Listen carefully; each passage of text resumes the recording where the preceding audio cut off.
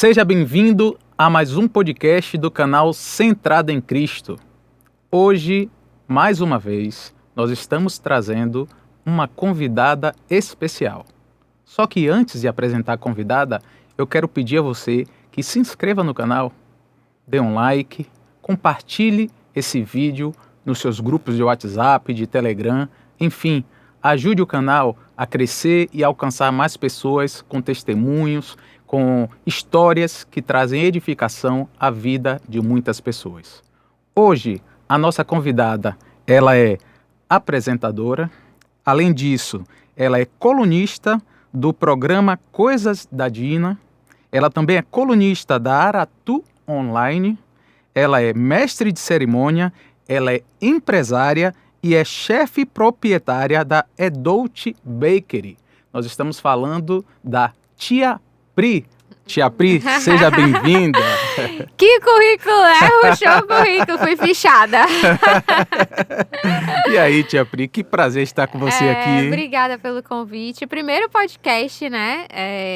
A gente sempre ouve os podcasts, tem muita coisa legal, né, nos podcasts. Eu acho que é um instrumento mesmo de socializar informação, conhecimento, né?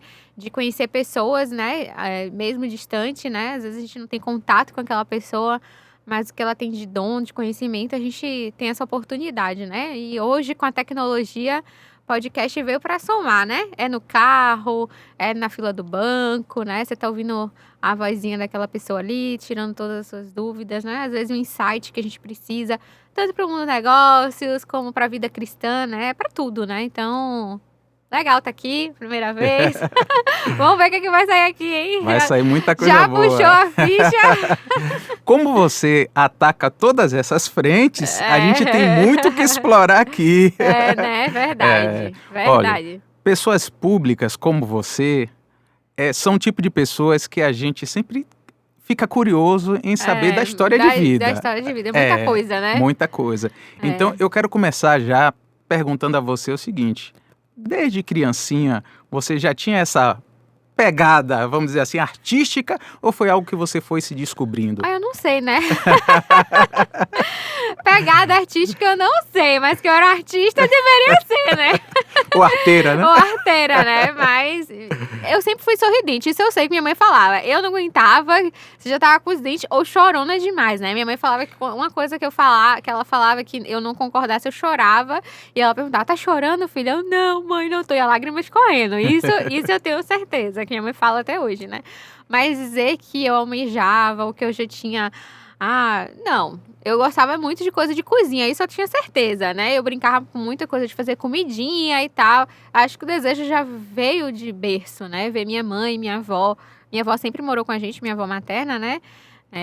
Então, eu sempre a via fazendo, e eu participava, né? Eu acordava 5 da manhã todos os sábados para fazer o pudim dela levar para a igreja no domingo. Então, já tinha um processo na cozinha, né? De familiarizar ali na cozinha aqueles processos. Então, eu já ajudava a minha avó a lavar a louça, a montar sacolinha. Então, isso de criança eu sei, né? Eu não sei das outras coisas, mas... Mas isso gera um sonho, então, assim, de você ser uma chefe, uma cozinheira profissional? Não, porque naquela época a gente nem tinha essa profissão reconhecida, né? A gente tinha as culinaristas,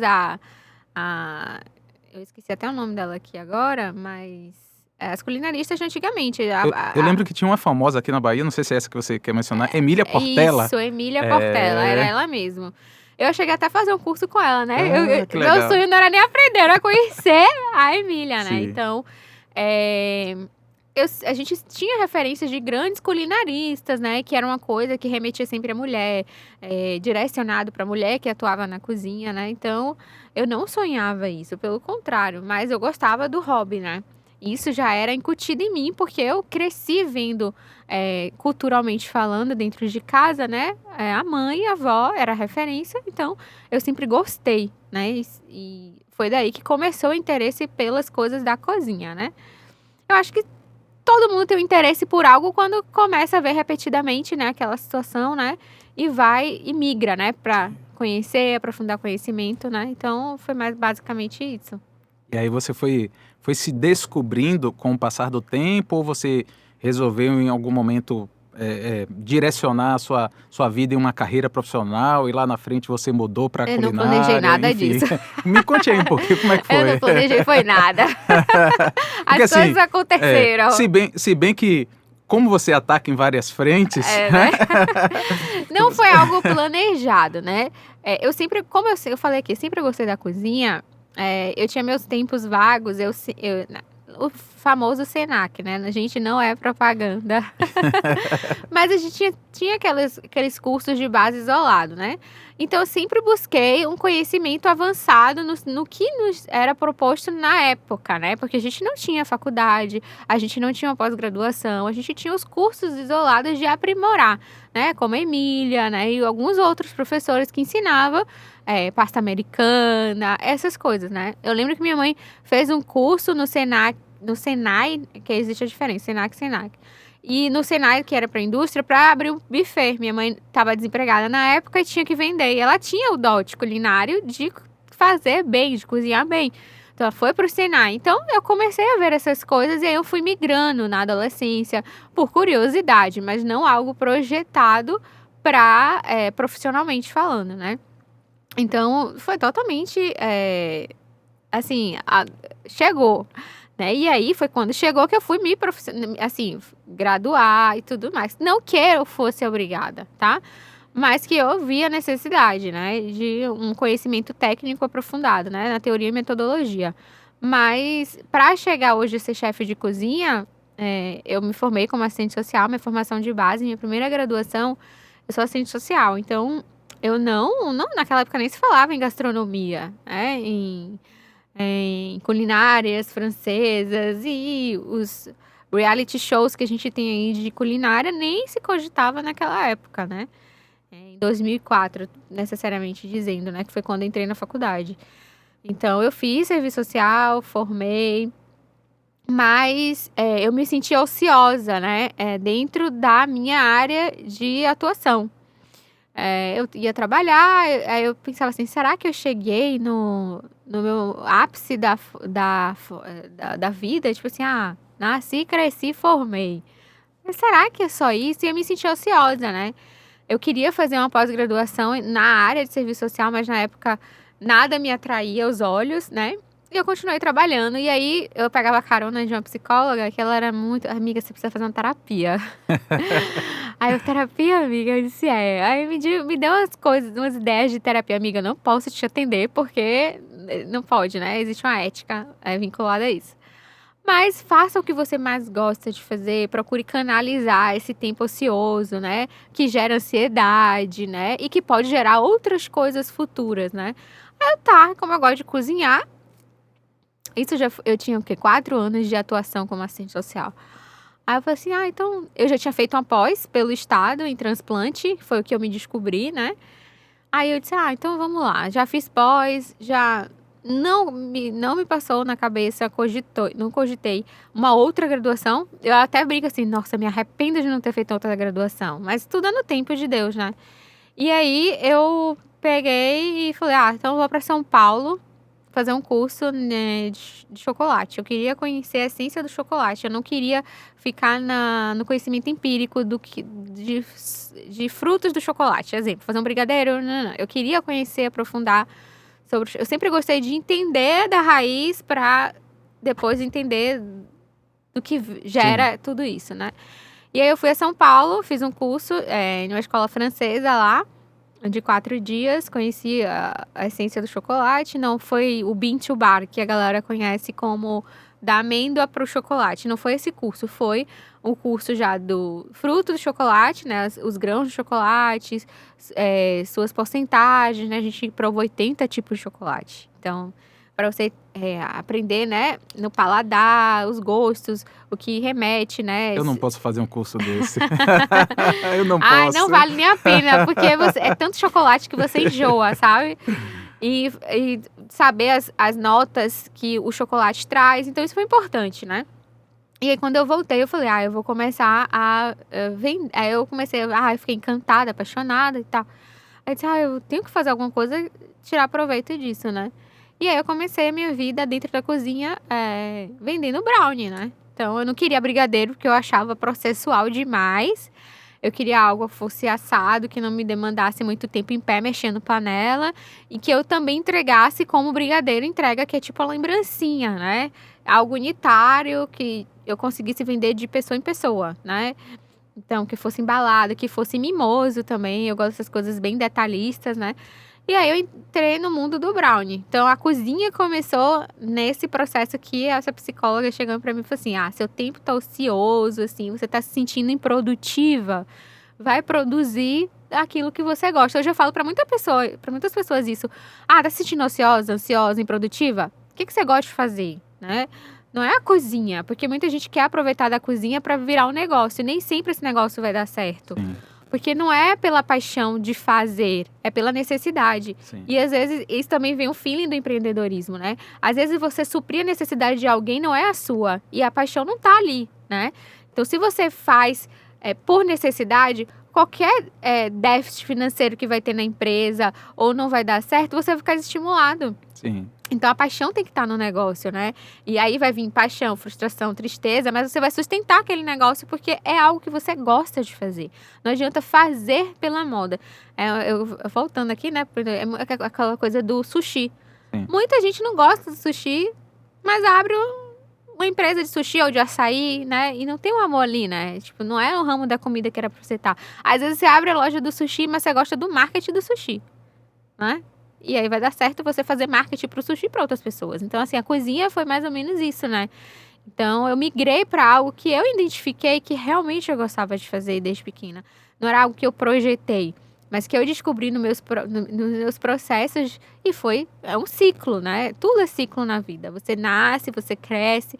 E é engraçado, né? Porque chega no terceiro ano, né? Não sei nem como é o ano mais agora, né? Porque mudou a nomenclatura. O que você vai fazer? E você às vezes não tem noção de nada. Tá indeciso, né? Eu disse, meu Deus, porque na época eu não escolhi nutrição. Sim. Porque tinha tudo mais a ver. Não, mas Deus tinha o propósito para ser assistente social, né? Então, e desse assistente social foi que saiu me descobriram, viu, gente, lá como apresentadora. Então, assim, tudo é o tempo de Deus, né? Então, tudo é no ciclo, no momento certo. As descobertas vão ser no momento certo, né? Hoje você se descobriu escritor. Sim. Mas quem imaginou, né, dentro desse percurso? Você Verdade. tem uma função pública, de atividade pública, mas você não se imaginaria escritor, né? E de que forma esse empreender na parte de ser escritor contribui para muitas outras pessoas, né? Verdade. Então você tem uma característica embutida em você, né? Você gosta de contato com as pessoas, você gosta de falar para as pessoas, você gosta de trazer seu conhecimento para as pessoas e de socializar isso para as pessoas, né? De promover isso. Então virou escritura, né? Então essa descoberta demorou anos para você internalizar que você podia e tinha capacidade de ser um escritor e de transcrever os seus pensamentos. Eu nunca me imaginei escritora, gente. Se vai sair um livro, olha, tem tanta gente querendo que eu saia um livro de culinária, eu tô enrolando há anos. Há anos eu tô enrolando um livro de culinária. Então, assim, eu disse, gente, eu não tenho tempo para pensar no que escrever. Porque é uma responsabilidade, né? De você traduzir seus pensamentos ali. Então, assim, a cozinha foi mais ou menos isso, né? Foi ciclo. E foi se formando os ciclos e eu me permitindo também esse ciclo, esse autoconhecimento, né? De eu canalizar as coisas, né? Do que eu gostava de fazer. Não que eu deixasse de fazer as outras, mas foi criando-se aquela questão do hobby, né? O hobby virou uma profissão. Sim. Mas você era assistente social e hoje você é chefe de cozinha. Oh, meu Deus, você caiu o degrau. Não, gente, calma que não é cair de degrau, é você estar no lugar que você se realiza. Não que assistente social não me realizasse profissionalmente, porque eu amo ser assistente social, né? Eu não sou atuante hoje, mas a profissão tá em mim. Sim. E isso é um casamento, né? Foi um casamento, tanto para minha parte de cozinheira, de chefe de cozinha, como para minha parte de colunista, de mestre de cerimônia, de apresentadora. Existe um processo É uma bagagem, né? Justamente. E existe um processo de acolhimento em todas essas fases, né? Sem dúvida. E eu trabalho com criança, então eu precisei ser assistente social para ser uma chefe, para ser uma apresentadora e para ser uma tia Pri, Sim. né? Então, não que eu não goste de ser isso, porque eu sou isso. né? Então, eu precisei, no terceiro ano, descobrir que existia essa profissão. Por isso que eu não fui nutricionista primeiro. Hoje eu entendo porque eu não fui nutricionista primeiro. Sim. Porque Deus tinha algo traçado para mim ali, né? Eu precisava desenvolver essas habilidades, quanto assistente social, quanto pessoa, né? Escuta qualificada, né? Acolhimento qualificado, a gente precisa disso tudo, né? Então, foi a profissão que foi promovendo isso em mim, essa descoberta. E daí eu fui tirando outras vertentes, né? Outras vertentes foram chegando e foi acontecendo, é processual, né? Resumindo, a comida. Agora me diga uma coisa, por que você se especializou em culinária funcional e infantil? Foi uma escolha, assim, por prazer, por afinidade, ou você viu que esse nicho é um nicho que precisava ser trabalhado? Eu nunca gostei de me remeter ao comercial, né? Eu nunca remeti minhas atuações ligadas ao financeiro, né? Eu vou me especializar porque tá dando dinheiro, foi o que eu falei, né? Não adianta a gente abrir algo que a gente não é apaixonado. Quando eu fui chamada para fazer um teste na emissora, eu nem sabia para que tipo de programa era. Começa por aí, né? E aí, quando eu respondendo a sua pergunta, porque tem um contexto histórico atrelado a isso, tá? Quando eu entrei na prova, eu nunca. Não foi dentro da emissora, foi em uma locação, porque era uma cozinha, né? Cozinha de estúdio, gente, cozinha de estúdio, só os bastidores pra dizer, viu? Que diga a pandemia, que eu tive que fazer cozinha de estúdio, né? Então, a gente tinha uma locação, e aí a gente ia pra essa locação. Então, tipo assim, era algo tranquilo, não era. Porque quando chega na emissora dá aquele nervoso, aquele frio, né? Mas depois acostuma. E aí, eu me deparei com uma criança me esperando. Aí a produtora, que hoje é minha diretora, a minha linda Camila, beijo, Mila, ela falou assim: você vai gravar uma receita com a criança. Aí eu olhei, o quê? Porque não é só você fazer a comida, né? E, tipo assim, o contato com a câmera e você também ter aquele jeitinho com a criança, né? Então, eu peguei o insight do momento, né? Do que eu estava e onde é que eu estava e do que é que eu precisava para aprimorar todas as minhas técnicas e toda a minha atuação ali, né? Então, a gastronomia funcional, ela surgiu por uma necessidade pessoal, né? De uma doença autoimune que eu tenho. Então, eu migrei para essa vertente por uma necessidade pessoal e que eu via que eu precisava conhecer. Eu não precisava apenas ser guiada. Sim. Aquela questão de, gente, eu sou curiosa. Eu não queria ser apenas guiada. Faça isso porque é bom. Eu queria ter no norte do que era bom para mim e de que forma eu também poderia disseminar isso, né, na sociedade, né? De onde eu estava. Aproveitar o momento que eu estava vivendo, né? Que era um momento de mídia. Então, eu me especializei nessas áreas por conta disso, né? E casou, porque foi criado um personagem, hoje a Tia Pri é uma personagem, né? Então, uma personagem infantil. Então, eu precisava de algumas teorias e técnicas, né? Que me fundamentassem a atuação, né? E que me dessem um norte, aprimorassem toda a minha atuação diante da minha circunstância atual, né? Então, essa curiosidade surgiu por conta disso, né? Então, foi por este motivo especificamente que eu me especializei nessa área pontualmente, né? Da funcional e da infantil. E aí surge a minha empresa. Na verdade, minha empresa já existia, tá, gente? Desde a Dolce Brownie.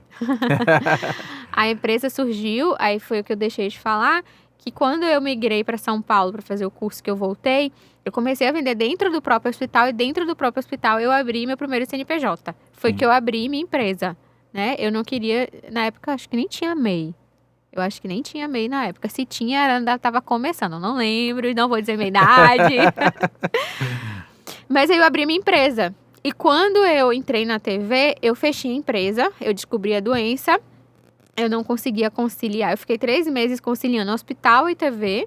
E aí depois eu abri mão do hospital e fui pra TV. E aí eu fechei a empresa porque eu estava em processo de tratamento de doença. Eu não estava dando conta sozinha. E tinha os projetos novos, né? Então eu disse, não, vou mergulhar no projeto novo que chegou até mim, caiu no meu colo. Vou mergulhar nesse projeto e vou segurar. A gente não consegue fazer tudo ao mesmo tempo, né? Verdade. Então eu tive que abrir mão de uma coisa, né? Como eu queria fazer algo que fosse real, porque não adianta eu ter uma doença autoimune, vender o produto que eu não consumo.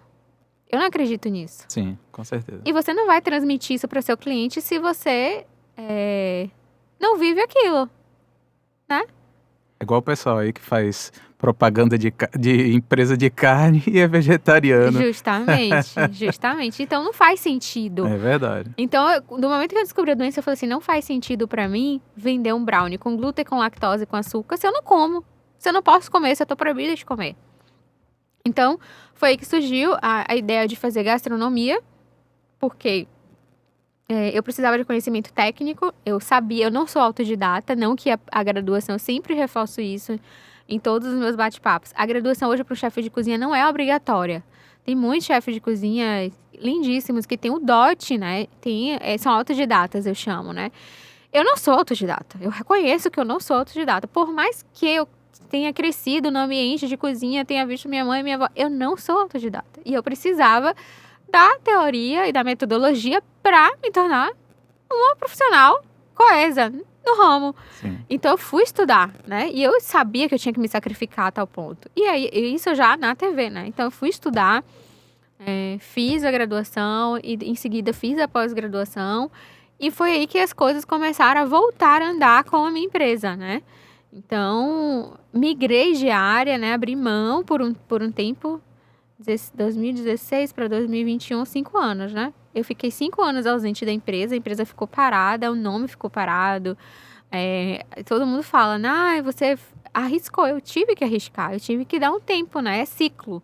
Tudo é ciclo, né? A gente vive de ciclos. Então, aquele ciclo foi encerrado por um tempo e a gente volta com um ciclo melhor.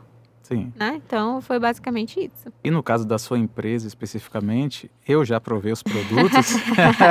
Ele é adepto do low carb. E são uma delícia os produtos que tem lá. Porque, inclusive, eu acho até interessante você falar os produtos que são feitos lá. Se possível, fala aí pro pessoal. Então, como eu fiz fundamentos aqui, eu fundamentei minha teoria, eu percebeu que eu sou uma pessoa que gosta de estudar e que não gosta de fazer por fazer, né? Eu tinha isso na minha mente também. Eu não quero ser vista sem uma propriedade técnica, né, no assunto. Não é legal, né? Até mesmo para você sentar e discutir com alguém. É a mesma coisa que sentar e discutir política com você. Eu não tenho interesses por política, não gosto, não sou apaixonada. Agora, nessa atual conjuntura que a gente tá, né, por questão de decisão, eu tô mergulhando um pouco mais, né? Mas eu fui estudar sobre tal vida funcional que é sem glúten, sem lactose, que utiliza-se das farinhas que tem proteína, fibra, né? Por isso que se chama funcional, né? Apenas a junção, né, da farinha de arroz com as féculas. Não, você tem que trazer propriedades boas ali, né? Baixo índice glicêmico, né? Tem a fibra, tem a proteína, tem a sódio reduzido. Então, eu fui estudar isso e também não queria vender de qualquer jeito, né? E aí, eu fui estudar panificação sem glúten em São Paulo também.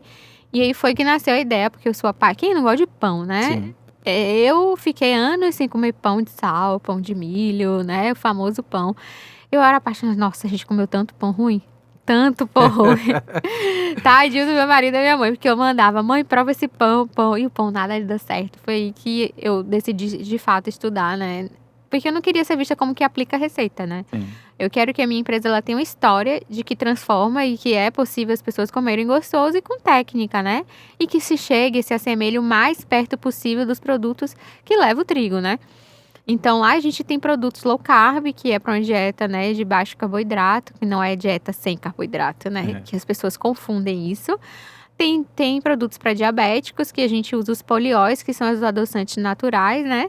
E tem produtos para celíacos, né? Sem glúten e sem lactose, né? Não vou dizer que é para usar PLVs, alérgico à proteína do leite de vaca, porque a gente manipula alguns produtos com zero lactose, né? Então, essa contaminação cruzada para usar PLVs não é indicada. Mas a gente usa também a técnica da fermentação natural, que é o pulo do gato, Sim. que em Salvador não tem muito, né? E que eu tento trazer isso, principalmente fermentação natural sem glúten. Sim. A gente já ouviu falar da fermentação natural com trigo, mas a sem glúten é muito mais difícil, né? Porque você tem que dar no pãozinho o glúten que não tem, entendeu, né? E ainda tem que dar o pulo do gato da fermentação natural. Inclusive, deixa os pães. Eu comi uma esfirra. Uma esfirra, que Meu imita Deus. aquela empresa que a gente não pode falar. É uma delícia. Eu não sei, eu acredito que seja por causa desse tipo de fermentação. Fica com sabor assim, poxa, os pães. vontade de quero mais. Todos os produtos de fermentação natural lá na empresa, eles são feitos com levain sem glúten, né? A gente cria o famoso fermentinho. Na época antes de Cristo, né, já se usava o levain, né, e foi se perdendo um pouco culturalmente falando. Então a gente usa o levain, que ele realmente traz um processo, ele quebra os carboidratos. Hoje, o meu maior trabalho hoje na empresa é desmistificar a informação, né, de carboidratos principalmente. Hoje a população ela não está preocupada com saúde, ela está preocupada com carboidrato. Né? Ah, Priscila, mas carboidrato também interfere para o diabético. Ok, mas entenda os processos para você escolher os seus produtos, né? Não é simplesmente falar assim, no carb, porque a palavra low carb nem existe mais. É o no carb que as pessoas querem, né? Então eu falo, primeiro você tem que entender os processos, né? Tudo é um processo na vida. Verdade. Né? Então, se você não entende daqueles processos, não senta para discutir daqueles processos, você não vai saber escolher o seu alimento, né? Eu vejo muita gente comprando um pãozinho que é bolo. Sabe? É verdade. O que mais se vende nos supermercados é pãozinhos sem glúten, sem lactose, que tem característica de bolo. Sem dúvida. Né? Até as receitas que tem na internet, que a gente procura... Vira bolo. É. Pois é. No final das contas, é um bolinho. Justamente. Então, as pessoas não entendem os processos. Até para você fazer, você precisa entender o processo, né? Isso. Eu falo para os meus clientes assim, olha, se tiver fermento químico, não é pão. Isso. É bolo. Isso. Não existe pão com fermento químico. Você pode ter um fermento biológico seco, ok. Aí já vamos partir para a briga do pão. Mas, às vezes, assim, ele deve ficar com carinha de bolo. Sim. Né? Porque não teve outros processos de fermentação ali que não foram cumpridos nas suas etapas, entende? Então, a gente preza pelo levain por isso, porque ele dá características semelhantes e muitas ao com o trigo, né? Então, a esfirra fica saborosa, né? A gente tem degradação dos carboidratos. O que é degradação dos carboidratos? O que é que você quer dizer com isso? A gente usa féculas de mandioca, de batata. Vou falar vulgarmente para as pessoas entenderem, tá? A fécula é igual ao amido de milho ou polvilho doce, tá? Então, a gente usa esse mix de farinhas brancas, mas no processo de panificação a gente consegue... na literatura, a gente afirma e confirma. Mas na prática, a gente não consegue mensurar. Porque a tabela nutricional ela não consegue calcular a fermentação. Porque é algo bem... como é a palavra que eu quero dizer aqui? Subjetivo. Sim. A fermentação, para a literatura, confirma que a partir de 4 horas de fermentação natural, há uma quebra absurda de carboidratos. Mas, para a tabela nutricional, a gente não consegue calcular a palavrinha fermentação, entende? Então, assim, é conhecimento de processos, sabe? Então, se você não conhece os processos, você não tem como fazer a escolha. E traz insegurança. Eu concordo plenamente com as pessoas que não confiam no que eu digo. Porque é inseguro, né? Para a ingestão, principalmente quem tem uma patologia diagnosticada. Verdade. Entendeu? Mas o meu papel é desconstruir a informação e encaminhar essa pessoa para a leitura. Agora, vá saber se ela quer ler, aí eis a questão. Sabe? Verdade. Então, é a questão cultural mesmo. O maior entrave que a gente tem hoje é a questão cultural. Eu tive que sentar com 5 nutricionistas para discutir isso. E hoje eles são meus amigos e meus parceiros. Sim. Grandes nutricionistas, né? Que conhecem meu processo, conhecem da literatura. E realmente confirmaram, não, você tá certa, né? Vamos trabalhar assim. Porque é assim que as coisas funcionam, né? Você tem noção, eu consumo meu pão. Eu faço uma dieta cetogênica e consumo meu pãozinho de farinhas, de mix de farinhas brancas, né? As que eu falei aqui. Então, Priscila, você consome Gente... A fermentação vai quebrar uma quantidade absurda de carboidrato, né? O açúcar que a gente coloca para estimular a fermentação, esse outro ponto que há um preconceito. Falou na palavra açúcar, matou o ser humano. Gente, vamos entender dos processos, para entender as coisas e não criar rotulagem nas coisas, né? Está vindo a nova legislação aí sobre rotulagem, né? Alto teor de gordura, alto teor de açúcar, porque realmente somos enganados pela indústria, né? Mas se a gente... eu concordo, tem que ter o conhecimento mínimo para você discernir, né? O que você vai escolher para se alimentar, para comer. E cabe a nós, quanto empresa, promover essa informação, né? Então, a gente usa na nossa panificação fermento ou açúcar demerara para dar start na fermentação. Quilo de massa são 20 gramas, gente, é nada. É ínfimo, né, a quantidade. Isso tá lá na rotulagem e isso vai se perder no processo de fermentação. De 6 a 8 horas a gente fermenta o pão. Então, os bichinhos estão ali doidos por um carboidrato que vira o açúcar, já foi. E ele vai procurar açúcar onde? Nas farinhas brancas, né? Então, ele vai procurar açúcar ali naquele mix de farinhas. E ali tá tendo a quebra, né? É muito mais saudável, é muito mais leve, não fica empanzinado, não fica... Ai, tô com peso no estômago. Gente, não fica com nada. Não, além do que, volto a dizer aqui, são deliciosos. A gente tenta, né, deixar gostoso. Porque já existe um estereótipo de que comida saudável é ruim. Não é. Eu posso dizer assim, e aqui eu não estou falando assim por propaganda, mas é por alguém que consumiu. Um consumidor. Um consumidor. Porque assim, justamente por estereótipo, a gente olha, adoçante, porque isso, porque a farinha não é farinha de trigo, porque a gente realmente é acostumado com esse tipo de paladar, né? Justamente. E aí, quando a gente experimenta... O paladar de que só é gostoso se é frito ou cheio de açúcar. Exatamente. E quando a gente experimenta, a gente se surpreende, inclusive. É como se fosse assim, poxa... É de verdade? Justamente. A sensação é como até se estivesse sendo enganado. Não, é brincadeira. Isso aqui é sem farinha de trigo? Isso aqui é sem... Porque realmente o sabor não deixa nada a desejar. Pelo contrário, como eu te falei da esfirra que eu comi, é mais gostosa do que o pão convencional. Eu não trocaria particularmente. O pão pela esfirra. De forma nenhuma. E você sabe que eu amo a minha esfirra. Eu não troco ela por uma pizza. Sim. Porque eu acho ela muito... Principalmente a de queijo. Gente, eu sou queijólatra. Não sei nem se pode falar esses termos, eu sou queijólatra assumida. Me dê chocolate, queijo. Eu não sou chocolatra, eu sou no queijo. Tudo derivado... E olha que eu nem posso... queijo, né, por causa da doença inflamatória. Mas às vezes quando a gente come o queijinho, né, mas a minha esfirra eu não abro mão. Sim. Eu não abro mão, eu troco ela pela pizza. Porque a pizza a gente já tem ali, eu não sei, eu tô que nem você, viu? Eu tô que nem você. Eu já escolhi meu produto da panificação, que foi a esfirra. Realmente é uma delícia. Não, eu também tenho pastel, você não comeu o pastel ainda? Não, pastel ainda não. Opa, olha aí. Batata doce, tem o pastel também. Eu gosto dos dois, gosto. Vamos fazer uma coisa, eu troco o livro pelo pastel. Combinado. Priscila, mas me diga uma coisa, ó, sua história assim...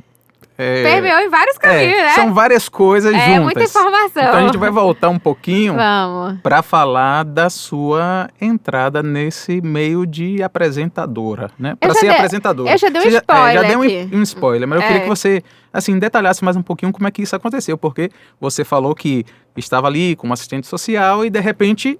algo aconteceu que... deixa eu pôr da curiosidade. Me conta aí.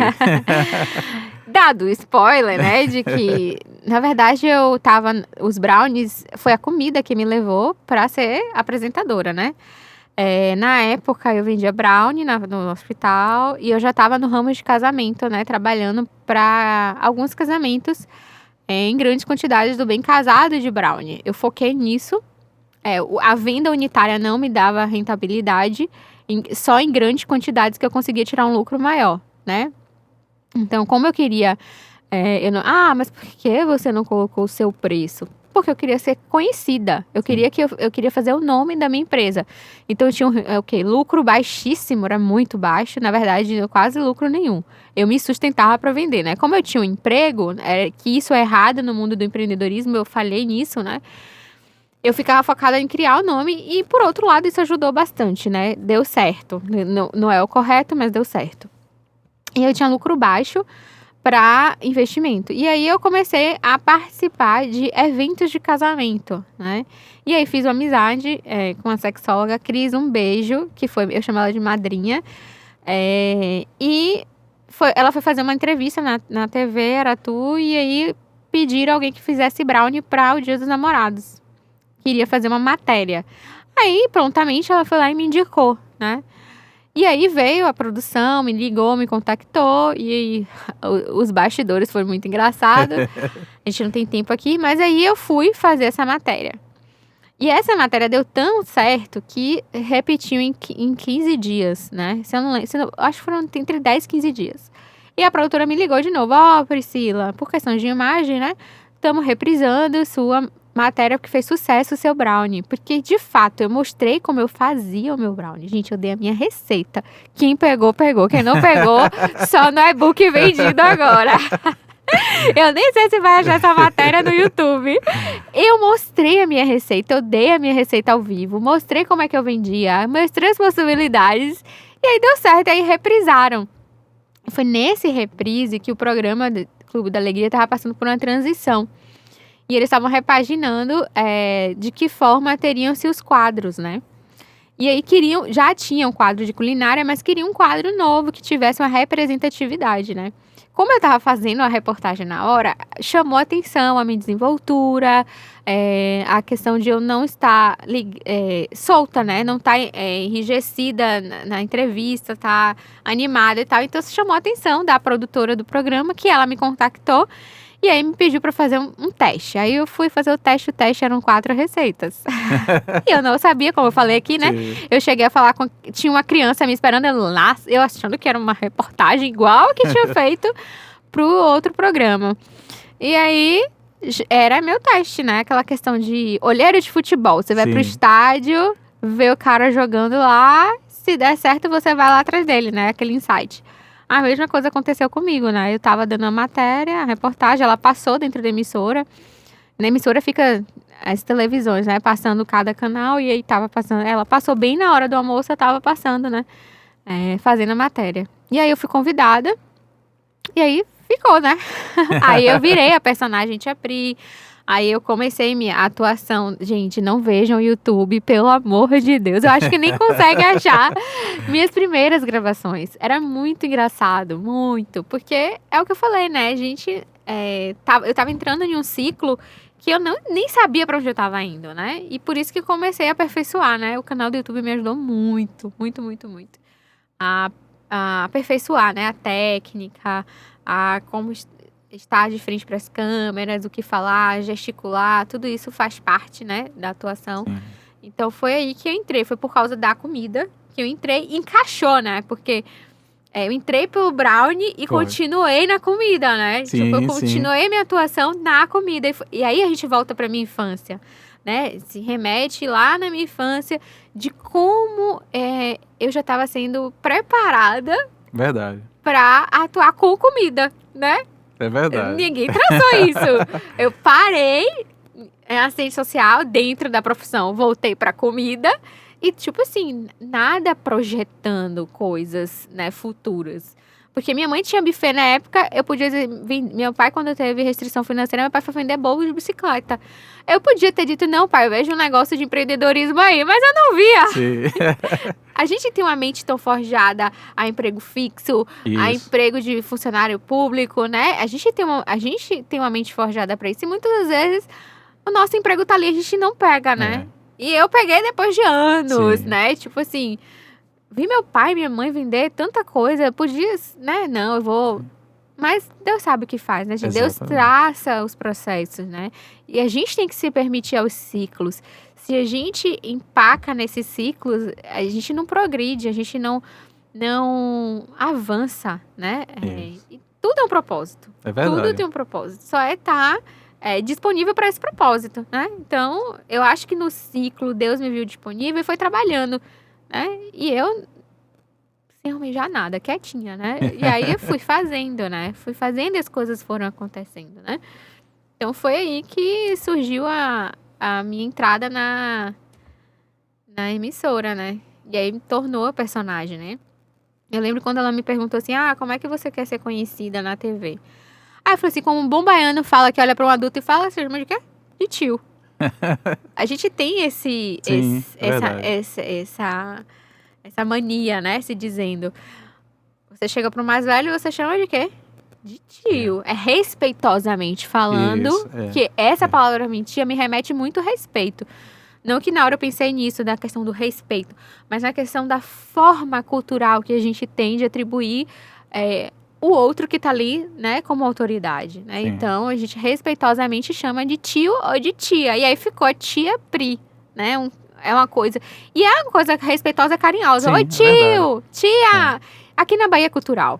Verdade. Eu lembro que eu fui pra Arraial da Ajuda, em Porto Seguro, e a gente tava chovendo, gente, eu não peguei um sol em Porto Seguro. Tava chovendo e a gente foi comprar uma capa de chuva e eu parei na vendinha e eu, tia, quanto é essa capa de chuva? Uma carioca olhou pra mim e falou assim, bem brava, tia, ela não é sua parente. Aí eu olhei pra ela, o meu amor, ela não é meu parente. Mas uma forma carinhosa que nós temos culturalmente, inclusive, de chamar quem respeitosamente a gente vê como autoridade. Pronto, morreu ali. Mas assim, que foi discriminado, né? Tipo, então assim, eu disse, vamos lá partir pro tio, pro tia, que tá tudo lindo e ficou. A tia Isso. Pri, né? Porque, de fato, eu era uma adulta trabalhando com criança ali. Então, as Isso. crianças, naturalmente, sem nem eu me apresentar, me chamavam de tia. É cultural nosso, né? Então, surgiu a personagem por conta disso, entendeu? E o que eu acho interessante, Pri, no seu trabalho com criança, e aqui é um testemunho, porque, assim, a gente sabe de histórias de pessoas que trabalham com determinados públicos, mas que é quase que e aí eu vou usar o termo, assim, pejorativamente, é um personagem literalmente. Ele trabalha com aquele determinado público e não tem nada a ver com aquele público. Então ele trata ali, enquanto as câmeras estão expostas, né, mostrando ele está ali de um jeito. Tirou as câmeras, ele é totalmente diferente. Com você, não é assim, e digo mais, parece que você tem um imã com criança, porque as crianças ficam meio que alucinadas com você. Que mistério é esse que acontece? Nem eu sei te descrever, né? Como eu falei aqui, nada na minha vida foi mercadológico, tipo, pensando na retribuição financeira, sabe? Então, eu não sei. Eu sempre penso nos ciclos e nos propósitos dentro desses ciclos, sabe? É o que eu te disse, eu cheguei lá, vi uma criança, nem sabia que eu ia gravar com a criança. Pra mim, eu ia ser só eu sozinha, uma reportagem, um repórter segurando pra mim o microfone, me perguntando e eu fazendo. Não, pelo contrário, foi autonomia. Eu colocou uma lapela, conduz o programa. Eu entrei em choque, ainda conduzi uma criança. Eu lembro que, recente, na rádio, que eu tenho um programa na rádio todas as quartas, né? E aí minha amiga Dina me perguntou assim, amiga, você nunca teve experiência com criança não? Porque eu fiz um festival de chocolate fora com ela. Ela, amiga, eu fiquei assim, como é que você aguenta? Eu trabalho com 40 crianças ao mesmo tempo em frações de 20 minutos. A gente tem que fazer uma atividade com comida em 20, 25 minutos. E ela perguntou, como é que você faz? Eu disse, eu não sei, eu sei que eu faço. Mas eu lembro que quando eu fui tentar visto para estudar fora, como au pair, nos Estados Unidos, eu tinha que ter um certificado de trabalho com crianças de 6 meses. Na época eu fechei a faculdade, tranquei a faculdade, eu sempre gostei de falar, de estudar e de outra língua, né? E aí eu queria muito estudar inglês. E aí eu queria fazer o au pair, né? Que era algo que eu gostava e era com criança, veja. E aí me falaram que eu tinha que dar esse certificado de trabalho com criança, claro, né? Tô indo para um país fora. E aí eu fui pro meu colégio. Eu estudei no 2 de julho. Cheguei pro reitor, na época chamava de reitor, não era nem faculdade, mas chamava eles de reitor. E aí o reitor, não, a gente tá precisando, pode vir, 6 meses que é um semestre. Não coincidia com o meu horário de faculdade, porque eu estudava de manhã, e no 2 de julho só tinha escolinha materno-infantil pela manhã, não tinha tarde. Aí eu tive que escolher, eu tranquei a faculdade. Não fui nem para os Estados Unidos, não deu certo o meu visto, mas eu tive uma experiência. Eu tive uma bagagem, né? Eu acho que aquilo foi um insight do meu ciclo, Sim. Né? As minhas experiências. Eu fui auxiliar de uma professora, e com ela eu pude aprender o trato, né, com crianças, o jeito de trabalhar com criança, né, de que forma você reconhecer na criança, e de que forma a criança reconhece em você toda a autonomia, toda a autoridade ali no ambiente. Então foi essa experiência que eu tive que me levou a praticar. Agora veja só, 2005 para 2018 foram 13 anos depois. Verdade. Quem imaginaria isso? Eu não imaginaria.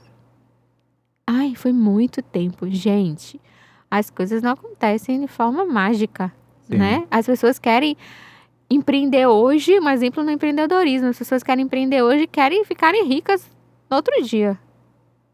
É verdade. Um personagem, em 2005, se eu não me engano, foi em 2005 que eu tranquei a faculdade para fazer esse curso. 2018, salvo engano, eu comecei na TV em 2017, mas efetivamente, como a personagem, eu comecei em setembro de 2017. Vamos lá, setembro de 2017.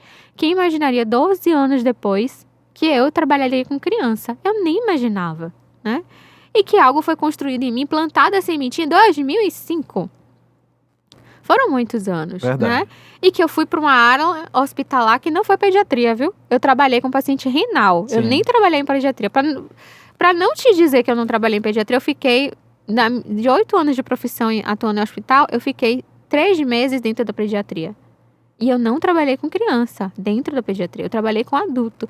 Então, assim, quem imaginaria que o que eu aprendi em 2005 eu ia colocar em 2017, né? Foi processual, foi um ciclo, Sim, com né? certeza. Não era pra viajar, era pra eu aprender. Isso. Então Deus sabe como faz, né? Deus Com conduz a vida da certeza. gente. Com E às certeza. vezes a gente traça alguns objetivos e coloca alguns alvos que são frustrados. E às vezes, sobretudo no momento, a gente fica decepcionado, triste. Mas Deus depois nos mostra que o melhor era para ser aquele mesmo, porque ele tinha algo diferente pra gente, né? O problema é que o homem, ele ora e quer a resposta da oração rápida, né? É verdade. Ele quer que Jesus responda de forma... segundos, imediata, né? Ligou o celular, tô batendo filho, Jesus, eu quero isso, Senhor. Mas não vê os planos de Deus, né? Então, verdade. são ciclos diante dos planos de Deus, né? É verdade. Eu vejo que eu tive que passar por diversos ciclos, né? E de incertezas, né?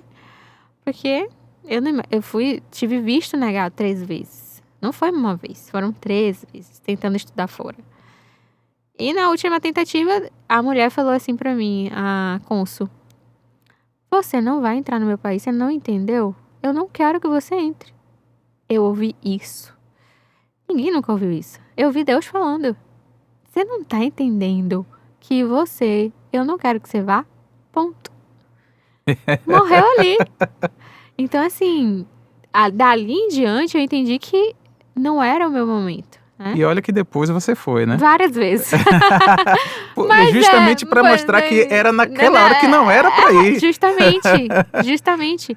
Eu fiquei uma pessoa frustrada, todo mundo fica. É natural do ciclo. A frustração, ela faz parte da vida de todo mundo. Se não tiver frustração, não vale a pena. Porque a frustração leva à oração, a frustração leva à renúncia, a frustração leva a depender de Deus, esperar com paciência. Então tem que ter frustração. Tem que ter. A gente aprende com isso também, né? Com certeza. Então, assim, faz parte do ciclo, né? A frustração faz parte. Quem é que nunca foi frustrado? E eu fui não frustrada só nisso, não. Fui frustrada em outras coisas também. Várias vezes. Priscila, antes da gente continuar, eu preciso aqui falar daqueles amigões, aqueles parceiros. Eita, que parceria boa. Que são as empresas que têm nos dado apoio aqui para que a gente possa estar fazendo acontecer esse podcast. Então, primeiro eu quero falar da Turismo.io, que é uma agência de viagens. E o detalhe é que a Turismo.io elabora viagens customizadas para atendimento personalizado para diversos destinos no Brasil e no mundo.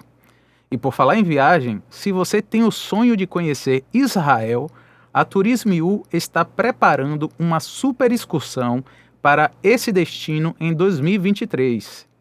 Acesse o site deles e entre em contato e faça a sua inscrição. Ou seja, se você quer conhecer Israel, entre em contato com a Turismo.io, que eles estão preparando essa excursão especial para você que quer conhecer a cidade onde Jesus pisou aqui em carne. Para você que acompanha o podcast Centrado em Cristo, presta atenção agora, ó. A Turismo.io preparou um cupom especial. Se você acessar a turismeu.com e colocar o cupom Centrado em Cristo, ao comprar viagem nacional, você utilizando esse cupom, você recebe o seu seguro viagem gratuito de até 7 dias para qualquer lugar do Brasil. Então, não perca a oportunidade e faça a sua compra de viagem aqui pela Turismeu, que você receberá o seguro totalmente gratuito, com o cupom Centrado em Cristo. Lembrando que a Turismeu não vende só passagens. A Turismeu tem hospedagem, tem traslado, aluguel de carro, tudo que você precisar eles providenciam para vocês. Também temos Ângela Teixeira Doces Gourmet. Se você tem aniversário, mesário, 15 anos, formatura, casamento, você precisar de doces personalizados, brigadeiros tradicionais, brigadeiros gourmets, doces finos, doces de luxo, você pode acessar o Instagram de Ângela Teixeira Doce Gourmet e você vai ter acesso não só ao portfólio dela, mas também através de lá do Instagram você vai ter o contato para poder fazer a sua encomenda. Também tem a Delicatessen Delícia de Pão. A Delicatessen Delícia de Pão está em 4 bairros daqui de Salvador, vai aparecer aí na tela para você, com os respectivos telefones, e aí você vai poder olhar os bairros, acessar o que estiver mais próximo de você, e lá você pode fazer encomenda dos próprios pães, né? É um panificador, é um Delicatessen, mas você também pode fazer encomenda de tortas, de guloseimas em gerais, para os seus eventos que você precisar, lá tem à disposição. O JS Estúdio, que é esse estúdio que a gente está gravando aqui do proprietário Jacksandro Silva, é um estúdio que é especializado em gravação dos seus projetos que você quiser aí, masterização, mixagem. Agora, ele também grava em ambiente externo, então se você precisa gravar algum projeto seu em ambiente externo, também você pode entrar em contato com o JS Estúdio. E por fim, a Escola Sempre Viva. Nós fizemos um podcast já com o pessoal da Escola Sempre Viva. Foi o podcast anterior a esse aqui, que a gente está assistindo, que vocês estão assistindo. A Escola Sempre Viva, ela tem das séries iniciais até o Ensino Fundamental 2, que é até o 9º ano do Ensino Fundamental 2. As matrículas 2023 já estão abertas. Agora, detalhe, se você está conhecendo essa escola, que é uma escola cristã, que todos os profissionais que trabalham lá são cristãos, que tem uma cultura em que coloca em primeiro lugar a palavra de Deus, os professores, a coordenadora pedagógica, todos os profissionais, toda a metodologia, todo o material, tudo compromissado com os princípios e valores cristãos. Se você conheceu essa escola através desse podcast, e você chegar lá para fazer a sua matrícula e disser assim, olha, eu estou chegando aqui através do projeto do podcast Centrado em Cristo, você vai receber na sua matrícula 10% de desconto. Então não perca essa oportunidade. Chegue lá na escola, diga, foi através do podcast Centrado em Cristo. E aí você vai receber esse desconto e vai poder colocar seu filho num ambiente em que ele vai estar seguro e ainda academicamente vai poder ser bem qualificado para enfrentar tudo aquilo que ele precisa do ponto de vista intelectual na vida, ok? Vamos lá, Priscila, voltar ao nosso bate-papo aqui? Vamos lá. Deixa eu te dizer uma coisa. Aliás, dizer não, perguntar. Você, como figura pública... Ai, meu Deus. Você, como figura pública, como apresentadora, como colunista, como chefe, como empresária, como tantas coisas, você... Como é lidar com tudo isso, principalmente nesse ambiente de mídia, nesse ambiente profissional, vamos dizer assim, né? Como cristã, como filha de Deus, a gente defende princípios e, sobretudo, vive debaixo desses princípios, dentro de uma vontade de Deus. A gente vive para Jesus. Uhum. Como é que é viver para Jesus sem abrir mão desses valores celestiais, dentro de tudo isso aí que você compartilhou? Legal. a Bíblia fala que a gente tem que ser sal e luz onde a gente passar, né? Esse é um princípio, né? Então, partindo desse princípio, eu levo comigo, né, que eu tenho que estar lá para salgar e para iluminar, né? Eu não tô lá para obrigar ninguém a acreditar, né? Nem agora eu tenho comigo que meus princípios são inegociáveis, né? São duas coisas que eu levo comigo, né? Onde eu estiver, né, eu tenho que ser sal e luz e não tenho que quebrar meus princípios para agradar a ninguém, né? Então, são essas duas coisas que nos faz diferente, né? Se você sabe dizer não, porque o não vem a partir disso, né? A negação, ela vem porque você acredita em alguma coisa, na verdade? Isso, é verdade. Se você vai emprestar um dinheiro para seu amigo que sabe que não tem dinheiro para te emprestar, você vai dizer não, para te pagar, você vai dizer que não tem. Não, não tenho. Não tenho como. Você não vai sofrer o risco, né? Então, eu levo isso comigo, né? Os meus princípios são inegociáveis, né? E digo nos meus comportamentos, né? Na maneira de proceder, né? No trato. Tudo isso é inegociável. Então, essa é a forma de você viver dentro de um ambiente que é diferente, né? A gente já vive num mundo que não é nosso. A gente tem que trabalhar nisso na nossa mente. Esse mundo não é nosso, né? Não precisa ser só na TV. No dia a dia. Sim. Na faculdade, né? No supermercado. O mundo não é nosso. A gente somos os extraterrestres, né? Eu sempre penso nisso, né? Somos os extraterrestres de uma terra que não é nossa, mas que a gente tem uma missão. Forasteiros e peregrinos, né? A gente tem uma missão aqui, né? Então, a partir do momento que somos escolhidos nessa missão, a gente tem um propósito dentro dela, né? Então, é só não quebrar princípios e valores, né, cristãos ali dentro, né? E outro papel é falar do Senhor, né? Nos momentos oportunos, ter sabedoria, né? Exercer a sabedoria de como falar, de como chegar até aquela pessoa. Deus vai fazer, Deus vai usar, é o momento de Deus.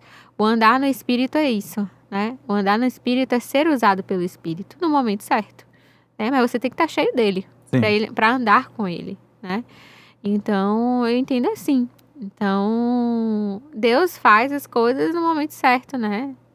A forma de falar, né? No momento certo, de falar de Jesus para as pessoas que estão ali. Então, e nada que fere os princípios, né? Então, a atuação não fere os princípios, né? Pelo contrário, é uma forma de chegar a pessoas, né? Ao coração, a casas e famílias de uma forma diferente, né? O alimento, eu sempre digo que a mesa é o lugar secreto, né? Do diálogo. Sim, é na dúvida. Mesa que a gente dialoga, que tem confusão. A mesa é um lugar de encontro, né? Que tem confusão. Você sabia que, estatisticamente, ninguém sabe disso, né? Vou falar aqui agora. O período do ano que a gente mais odeia trabalhar em hospital, diga qual é? Natal? Não. Carnaval? Não. Não sei. Não. Os números de problemas familiares é na Páscoa. Não sabia. Ninguém gosta de trabalhar na Páscoa. São os números, é a época que tem mais confusão, mais PAB, né? Que a gente chama de perfuração de arma branca. Por causa do baba do vinho. Sim. Por causa de familiares se encontrarem para celebrar a Páscoa. É engraçado, né? Porque fala de Jesus, a Páscoa, da ressurreição de Jesus. Sim. E é a época do ano que mais tem confusão. Meu Deus. E ninguém gosta de trabalhar nessa época, né? Então, a comida traz também momentos oportunos, como também as pessoas não aproveitam esse momento, né? Pra conversar, né? Então, eu acho que a comida me levou muito a isso, me deu muita oportunidade de falar de Jesus, né? E de servir as pessoas também. Sim. Então, esse é o meu papel ali, né? Entendi. Me diga uma coisa. E essa questão de ser colunista? Também não estava previsto? Não estava previsto. Nada estava previsto. Nada. Um belo dia eu recebi ligação da minha diretora, falou assim, o pessoal do site está atrás de você, viu em você uma possibilidade. Para mim foi, assim, uma honra, né? Porque ver você com uma possibilidade técnica de pensamento construtivo, né? E crítico, é de responsabilidade, né? Sem dúvida. Então, gente, é muito difícil. Tá vendo que eu não tenho papel pra ser escritora? É muito difícil. É muito difícil. Verdade. E eu gosto de transcrever a emoção do entrevistado, sabe? É muito difícil isso. Então, foi um desafio. Tem sido um desafio, porque até hoje eu escrevo, né? Tem sido um desafio para mim transcrever as emoções e é vinculado à comida também. Então, eu tenho que falar da relação do que o alimento em diversas áreas, né? A gente entrevistei já nutricionista, agora foi uma pediatra para falar da obesidade, né? Tudo envolve o alimento. Tudo tem que envolver. Não é basicamente falar dos restaurantes. Claro que a gente vai ter esses momentos de falar das experiências dos grandes chefes e tal. Mas eu comecei tratando dessas realidades que ficam muito esquecidas, porque as pessoas só querem mostrar restaurante, né? E eu não queria essa pegada de só mostrar a realidade dos restaurantes. Não que eu não vá mostrar, mas de que outras áreas também podem aparecer nesse momento, né? Entendi. De fala. Então, dá oportunidade às pessoas que jamais pensariam que teriam oportunidade de fala. Verdade. Entendeu? Então, assim... E que falasse da comida, né? Então, eu quero dar oportunidade a esses profissionais que buscam dessas oportunidades, né? E que muitas vezes não encontram. Porque ali também é um espaço de promover a pessoa, de promover o profissional, de promover seu trabalho, sua empresa, né? De estar sendo conhecido, né? Porque a TV, ela tem uma gama de seguidores, então... Hoje tudo é seguidor, né? Então, tipo, a promoção da informação chega rápido, né? É acesso rápido. Então, é desafiador, né? Mas, ao mesmo tempo é gratificante, porque eu nunca imaginei ser uma colunista, né? Ter essa responsabilidade, né? De como escrever. Porque não é escrevendo pra mim, é escrevendo pra você que vai ler. É né? verdade. Então, caiu no ciclo. Eu queria que você falasse especificamente de uma pessoa. Eu vou dizer de quem ora de fora. Tá. Eu vejo essa pessoa... Eu tô fazendo um mistério para falar dela. Eu vejo essa pessoa, a impressão que eu tenho que com toda a capacidade que você tem, que já se demonstrou, não é à toa que você está onde está, que essa pessoa é um suporte muito grande para você e é uma parceirona, que é uma pessoa chamada maridão. Eu já imaginei que fosse ele, porque todo mundo... Não vale chorar, viu? Não, todo mundo... Eu já imaginava que fosse ele, porque todo mundo admira, né, a parceria, né? E o casamento é parceria, né? Se a gente não tem essa parceria... Casamento não é transformação, gente. Porque a gente não pode esperar que o outro seja transformado, nem eu transformar o outro. A gente tem que entrar nesse pacto, nessa aliança, sabendo que são duas pessoas diferentes, com pensamentos divergentes e que vão evoluir juntas, né? E eu admiro ele por isso, porque ele tem essa questão na mente dele, né? Então, em todos os processos de ciclo, tirando a infância, né? Desde quando eu casei recém-formada. 26 anos eu casei. Então, quando eu casei, eu já estava trabalhando, eu já estava no hospital. E aí, logo quando eu casei, a gente tem um princípio de ser dona de casa, de criar filho, né, e tudo mais. Mas antes de casar, eu falei assim, e aí, eu tenho desejos de continuar trabalhando. Ele, não, tranquilo. Então, isso é a parceria, né? Então, entender o seu eu, né? Claro que se fosse algo que fosse afetar o nosso casamento, claro que se entrar em um consenso, né, e eu ia ter que abrir mão, né? Isso eu tenho consciência, né? Porque eu cresci acreditando nisso, né? Na questão do abrir mão, de renunciar para a melhoria de ambas as partes, Sim. né? Então, ele é muito parceiro nisso, né? Porque ele chega junto de fato. Ele é meu supermercado, ele é meu motorista. Ele é meu chofer. Seu conselheiro, seu psicólogo. Meu psicólogo. Ele é tudo, minha conta, meu banco. Meu investidor. Quando eu não tenho dinheiro, eu vou pra ele. Então, ele chega junto. Então, eu acho que isso é a essência, né? É a construção do casamento. Além de ser uma pessoa assim... É calmo, paciente. É um doce de pessoa. Tudo que eu não sou, ele é. Os opostos se atraem. Tudo que eu não sou, ele é. Então, foi um casamento, deu certo, né? Deu certo. É admirável isso, porque muitos homens, eu acho que isso é uma debilidade na parte masculina. Infelizmente, muitos homens são diferentes disso. São diferentes. Eu encontrei, eu acho, o propósito de Jesus estava nisso. Jesus viveu isso. Então, eu acho que casou perfeitamente, né? Não teve entraves conjugais, porque ele é uma pessoa de mente aberta, né? Falando aqui para toda a sociedade entender, é a pessoa de mente aberta. Claro que tem o Espírito Santo, tem discernimento, né? De muitas coisas. A outra coisa é o meu lado, né? Saber a pessoa, né? Como é que eu me posiciono, a segurança em minha pessoa. Tudo isso contribui, né? Isso, verdade. Não é somente, ele é bonzinho.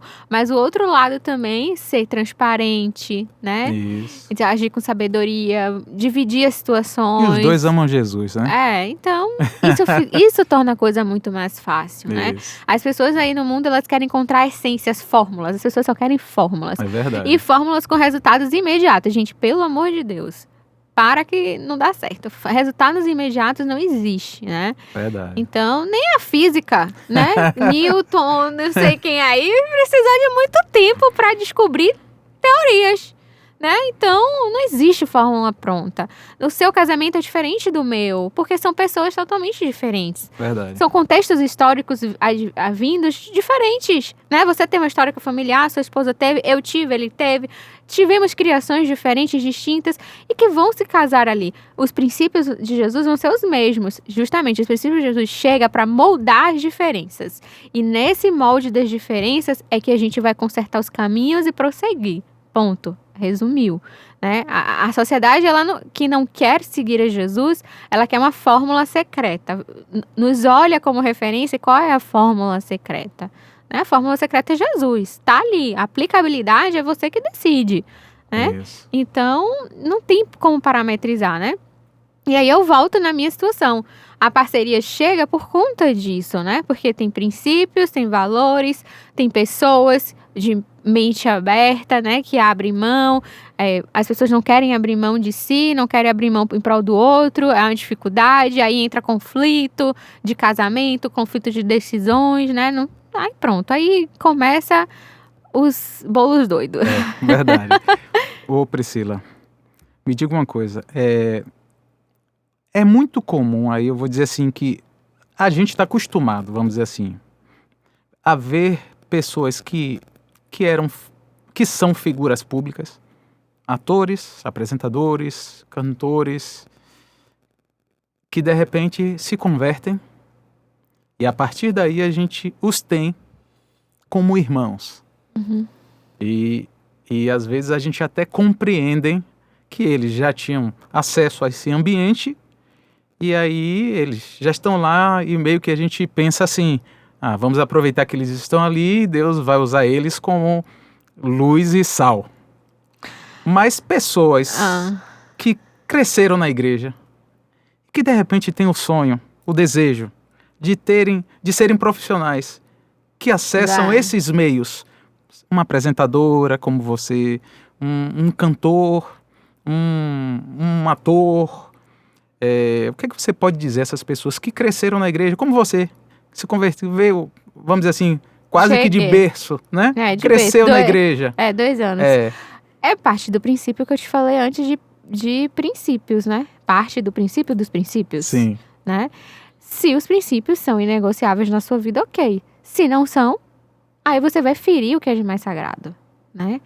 Então, o coração da gente tem que estar inclinado para as coisas celestiais, tá?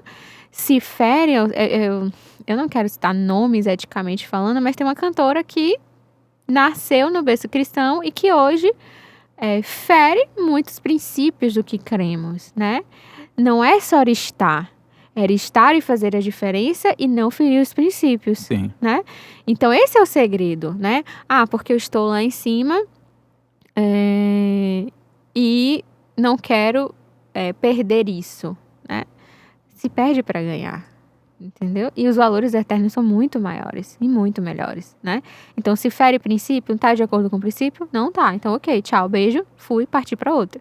Sim. Não estar e dizer assim, não, levanta a mão e fala assim, eu sou de Jesus, entendeu? Porque o de Jesus não é em 5%. O eu sou de Jesus é 5% e a sua vida tá ali atrelada a 95% que não é de Jesus. Exatamente. Entendeu? Então, parte dos princípios. Entende? Então, esses princípios têm que ser inegociáveis. Não se pode colocar em xeque, né? 2 pesos e 2 medidas, né? Então, é um peso só. Se aquilo é pesado, e é muito engraçado isso, porque a gente tem que ter consciência disso. Se a gente não tem consciência disso, o evangelho é barato. O evangelho é de graça, não precisa nem ter preço. E Jesus pagou um alto preço, né? A porta pra gente não é larga, a porta pra gente é estreita.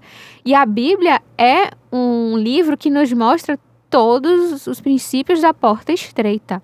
É muito claro que tá lá. É muito claro as coisas que a gente precisa abrir mão para passar pela porta estreita. Por que a gente tem que facilitar as coisas? Não tem por que a gente facilitar as coisas, né? Porque a gente já tem um livro-chave, né? Agora, meu querido, se você não topa a porta estreita, beijo, tchau. Né? Fique com a porta larga lá que eu fico com a minha estreita aqui. Com certeza. Essa é a administração, né? Da questão de você estar.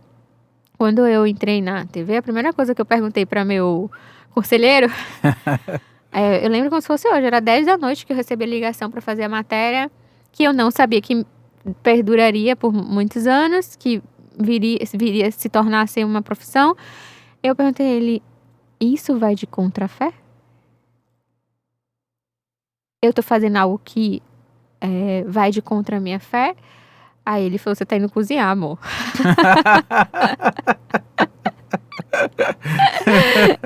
Ele falou, você tá indo cozinhar, amor. Mas houve uma preocupação, sim, entendeu? Sim. Então, eu fui tranquila, porque eu tava indo cozinhar, sim, entende? Mas a partir do momento que eu estou vivendo aquele ambiente, o que não fere a minha fé, ok. Se ferir, beijo, tchau. É importante você ter falado isso, porque assim, tem um risco muito grande de a porta se abrir e a pessoa... As oportunidades chegam. E a pessoa dizer assim, Deus abriu a porta, quando necessariamente não quer dizer que Deus tenha aberto a porta. As portas estão abertas, gente. Vocês têm que entender isso. As portas estão abertas e vão, no momento, se mostrarem escancaradas. Sim. Entendeu? Então, é nesse momento que você vai se mostrar. E eu acho que a provação... Muitas pessoas querem... Eu quero ser provada na fé. Gente, não precisa muita coisa, não. No trânsito, você já é provado. Sem dúvida. As pessoas querem algo grandioso. Eu vou ser provado.